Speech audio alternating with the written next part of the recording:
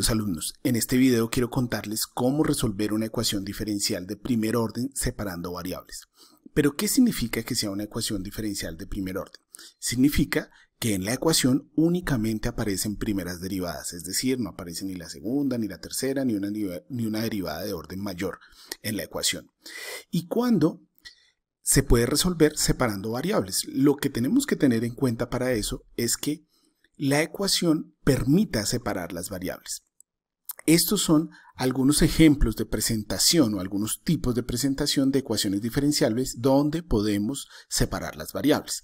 Por ejemplo, si tenemos una ecuación o si podemos escribir la ecuación de la forma de y de x, la derivada es igual a una función de x, o sea, una expresión en términos de x multiplicada por una expresión en términos de y. O si la podemos escribir como una expresión como estas, que es una división entre una expresión en términos de x y una expresión en términos de y, o una división entre una expresión en términos de y una expresión en términos de x.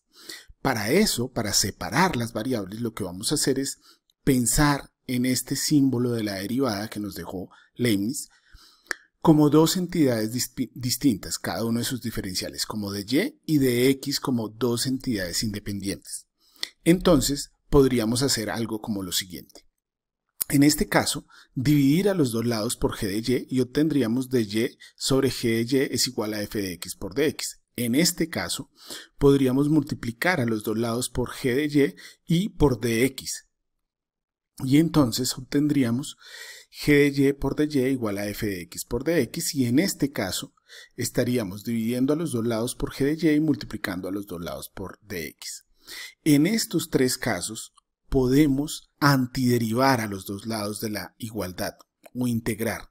Del lado izquierdo siempre vamos a estar integrando con respecto a y o en términos de y al lado derecho siempre vamos a estar integrando con respecto a x o en términos de x.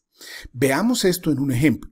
Supongamos que nos dan la ecuación diferencial de y de x igual a negativo x sobre y. Nosotros podemos multiplicar a los dos lados por y obtendríamos de y de x por y es igual a negativo x. Y ahora multiplicando a los dos lados por dx obtenemos y de y es igual a negativo x por dx.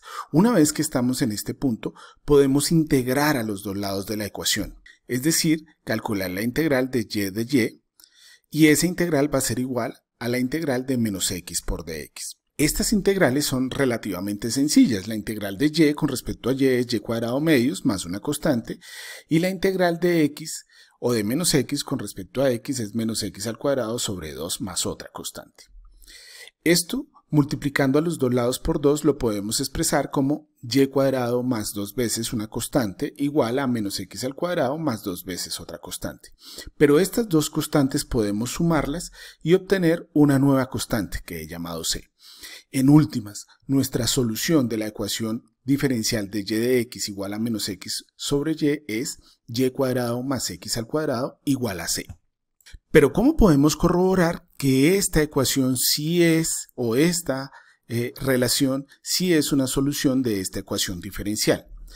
Recordemos que la derivada de y cuadrado con respecto a x es 2y por la derivada interna, que es de y de x, más la derivada de x al cuadrado, que es 2x, y la derivada igual a 0, que es la derivada de c. Y esto lo podemos reescribir restando 2x a los dos lados de la ecuación como 2y por dy de x igual a menos 2x. Si dividimos a los dos lados por 2y, obtenemos que dy de x es igual a menos 2x sobre 2y.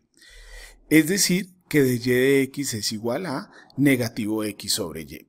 Esta es una forma de comprobar que esta relación es una solución de la ecuación diferencial de y de x igual a negativo x sobre y. Una forma gráfica es pintar precisamente el campo de pendientes, que como recordarán es de este estilo.